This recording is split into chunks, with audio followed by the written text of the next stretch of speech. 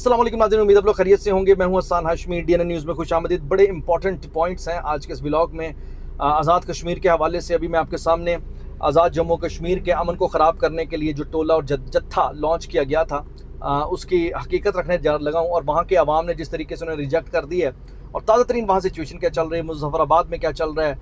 रावलाकोट में क्या चल रहा है, आज़ाद जम्मू कश्मीर के मुख्तलिफ और इलाकों में क्या चल रहा है। और सबसे बढ़कर बात यहाँ पर यह है कि जॉइंट अवामी एक्शन कमेटी जो कलअदम करार दी जा चुकी है, उसकी क़यादत गायब है, ऐसे जैसे गधे के सर से सींग, और उनके खुफिया मुकामात से पैगामात भी आ रहे हैं। अच्छा, अब ये सारा मामला और माजरा क्या है, और अब इस सिलसिले में ख़ास तौर पर वो सारे के सारे लोग फंस गए हैं जो इनके बहकावे में आकर बाहर आए थे, और ये तो अब गायब हो गए हैं। अब उनकी लिस्टें भी तैयार हो चुकी हैं, अब उनकी गिरफ्तारियों की तरफ भी हालात जा रहे हैं, कुछ गिरफ्तार हो रहे हैं। जिस तरीके से पाकिस्तान तहरीक इंतशार के लोग इमरान खान की बातों पे आके अपना मुस्तकबिल बर्बाद करके घरों के घर बर्बाद हो गए, और आज देखें कि पीटीआई किसी तरह उनका पीछा नहीं कर रही। यहाँ तक कि सनम जावेद के घर वाले पीट रहे हैं कि जनाब हमारी बेटी ने अपना तन, अपना मन और अपना धन सब कुछ कुर्बान कर दिया, उसके बावजूद अब पीछे पाकिस्तान तहरीक इंतशार नहीं आ रही। इसी तरीके से बहुत सारे और तहरीक इंसाफ के लोग हैं जो ये रोते दिखाई दे रहे हैं। अब इसी तरह ये जो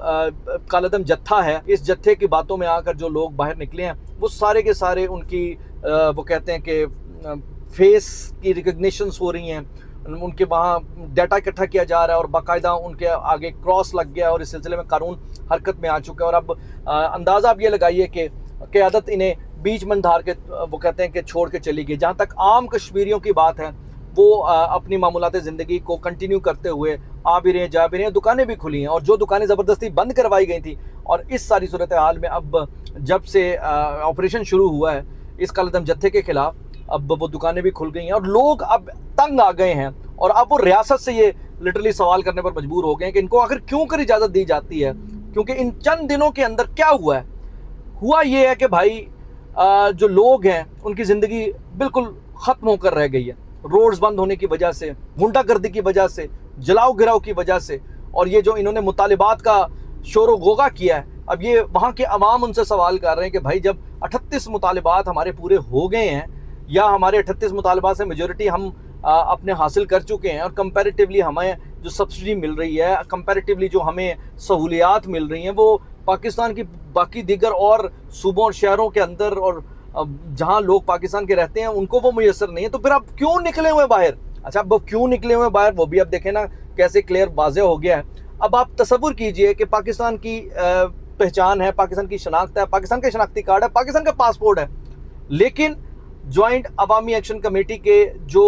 चेहरे हैं वो कैसे बेनकाब हो रहे हैं कि ज़बान वो राख इस्तेमाल कर रहे हैं। अब अंदाजा लगाइए कि मुझे ये बताएं कि भाड़ में जाए पाकिस्तान, ये नारा क्या कोई पाकिस्तानी लगा सकता है, कोई कश्मीरी लगा सकता है? क्या पाकिस्तान को डैश कहना, डैश की तौहीन है, मैं लफ्ज़ भी नहीं बोलना चाहता, सरदार अमान ने बोला, क्या ये मुमकिन है? या फिर ये कहा जाए जी आज़ाद कश्मीर से फौज निकल जाए, और भाई आज़ाद कश्मीर से पाकिस्तान की फौज निकल जाए तो तुम लोग किधर जाओगे? यकीनन कश्मीरी कहाँ जाएंगे भाई? तो कश्मीरियों के तहफ़्फ़ुज़ की जो रेड लाइन है, जो बुनियाद मरसूस उधर खड़ी हुई है, अगर आप उसे वहाँ से निकाल रहे हैं तो व्हाट डज़ इट मीन? इसका मतलब आप कश्मीरी नहीं हैं, इसका मतलब आप पाकिस्तानी नहीं है, इसका मतलब ये हुआ कि आप दुश्मन के एजेंट हैं, और डेफिनेटली दुश्मन ही चाहेगा ना। यानी जिस बिल्कुल साथ वाले मकबूजा कश्मीर में 7 लाख भारतीय फौज अपनी दहशतगर्दी कर रही है, बर्बरियत कर रही है, और उस 7 लाख फौज से इस कश्मीर को बचाने के लिए सिर्फ 1 लाख हमारी फौज उधर खड़ी है, और वो फौज अपनी तन मन धन कुर्बानियां दे रही है, जानें दे रही है, और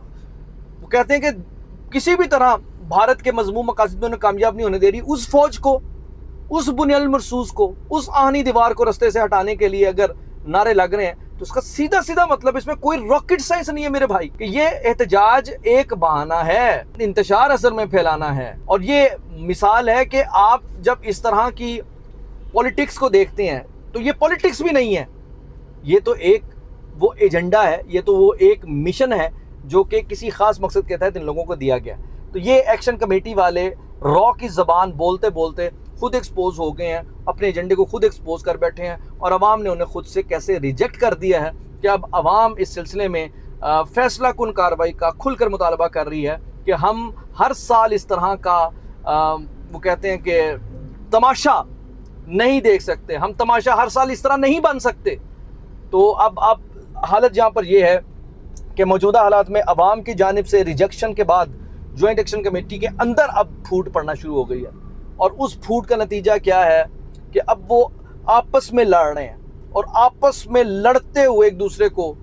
برا بھلا کہہ رہے ہیں۔ اب سب سے بڑی بات یہاں پر یہ ہے کہ جس کمیٹی نے لیڈ کرنا تھا وہ ساری کی ساری کمیٹی غائب پڑی ہے۔ سردار امان ہو گیا، یا پھر ایک اور کیا نام ہے اس کا، شوکت نواز میر ہو گیا، ان کے پتہ نہیں کہاں سے نامعلوم مقام سے میسیجز آ رہے ہیں جی ہم فکر نہ کریں، مناسب وقت میں سامنے آئیں گے، بس آپ نے دھرنا دے کر رکھنا ہے۔ اب دھرنے کی پولیس وہ کہتے ہیں کہ پوزیشن چیک کریں، اب دھرنے کے اندر انہوں نے اپنی چند ٹرینڈ کر کے یا بہکا کے خواتین کو آگے کر دیا، بچوں کو آگے لے آئے ہیں۔ وہی طریقہ واردات جو بی ایل اے کر رہا تھا، وہی طریقہ واردات جو پی ٹی ایم کرتا ہے، وہی طریقہ واردات جو بی وائی سی کرتی ہے، وہی طریقہ واردات جو پی ٹی آئی کرتی ہے کہ خواتین کو آگے کر دیا جائے اور خواتین کو ڈھال بنانے کی وہ کہتے ہیں کہ تاکہ کوئی کارروائی ہو تو انہیں کوئی کنٹینٹ مل جائے۔ اس کے علاوہ ان کے دہشت گرد خود ان کی جانیں لینے کے لیے طاق میں ہیں۔ اب انٹرسٹنگ بات یہ ہے کہ جو لوگ ان کے بہکاوے میں آ کر مظاہرہ بھی کر رہے ہیں، ان کی حفاظت بھی اس وقت ہماری فوج کر رہی ہے، ہمارے لا انفورسمنٹ سیکورٹی ایجنسیز کے لوگ کر رہے ہیں۔ لیکن اب سچویشن جو ہے نا اس لیے بدل گئی ہے کہ اب وہ جو لسٹیں بن گئی ہیں، پرانے مقدمات جو بحال ہو گئے ہیں، اور ریاست نے اب کہہ دیا کہ مذاکرات نہیں ہوں گے۔ پہلے تو مذاکرات کا پریشر کر کے ہو جاتا تھا، لیکن اب چونکہ ریاست نے کہہ دیا کہ دو ٹوک انف از انف، تو اب انہوں نے فیصلہ کر لیا کہ یہ مٹھی بھر چند ایک جو لوگ ہیں جو ہر سال اپنے خاص مقاصد کے تحت حالات کو خراب کرنے کی طرف آتے ہیں، تو میرا خیال ہے کہ بہتر ہے کہ اب اس سلسلے کو ختم کیا جائے، اور اسی وجہ سے اب یہ ایک دوسرے سے لڑ رہے ہیں، ایک دوسرے سے چھپے بیٹھے ہیں اور سامنے آنے سے گریز ہیں۔ لیکن یاد رکھیں کہ سب کچھ پتہ ہے بھائی، سب کچھ پتہ ہے، ممکن نہیں ہے کہ نہ پتہ ہو۔ تو اب بس جس طرح کل رات سے آپریشن شروع ہوا ہے، یہ ایک دو دن کی مار ہے اور اس کے بعد سب ٹھیک ہے، سب ہی خیر ہے بھائی جان۔ اور باقی آپ دیکھیں کہ ایک طرف پورے کشمیر کے اندر نیٹ بند ہوتا ہے، ان کے نیٹ چل رہے ہوتے ہیں، یعنی جو آزاد کشمیر کے وزیر اعظم کو بھی سہولت میسر نہیں ہے سیٹلائٹ فون کی، وہ جناب اس جوائنٹ ایکشن کمیٹی کے پاس ہے۔ کون دے رہا ہے انہیں وہ گرم کھانے، وہ کون دے رہا ہے انہیں وہ سیٹلائٹ فون کی سہولتیں، کون دے رہا ہے انہیں انٹرنیٹ کی سہولتیں، یہ سارا کچھ۔ تو میرا مقصد بھائی یہ ہے کہ چیزیں کلیئر ہو چکی ہیں، اور 2026 پاکستان کے دشمنوں کے خاتمے کا سال ہے، پاکستان دشمن جتھوں کے خاتمے کا سال ہے۔ وہ کسی بھی شکل میں بیٹھے ہیں، وہ کسی سیاست کی شکل میں بیٹھے ہیں، جتھے کی شکل میں بیٹھے ہیں، کسی گروپ کی شکل میں بیٹھے ہیں،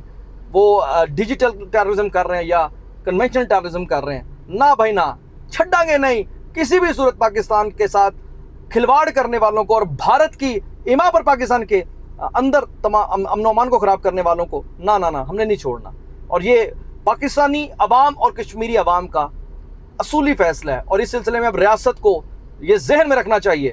کہ پاکستانی عوام اور کشمیری عوام اس سلسلے میں مزید ٹالریٹ نہیں کرے گی، ریاست کو، اداروں کو اور ان لوگوں کو، کہ بھائی کسی کو بھی امن خراب کرنے کی اجازت دیجیے۔ نو نو نو، ہماری فوج کو کوئی بولے گا ہم اس کی زبانیں کھینچ لیں گے، اور کوئی انگلی اٹھائے گا اس کی انگلی توڑ دیں گے۔ ہم اپنی بنیاد مرصوص کی حفاظت کرنا جانتے ہیں، ہماری بنیاد مرصوص ہماری ریڈ لائن ہے۔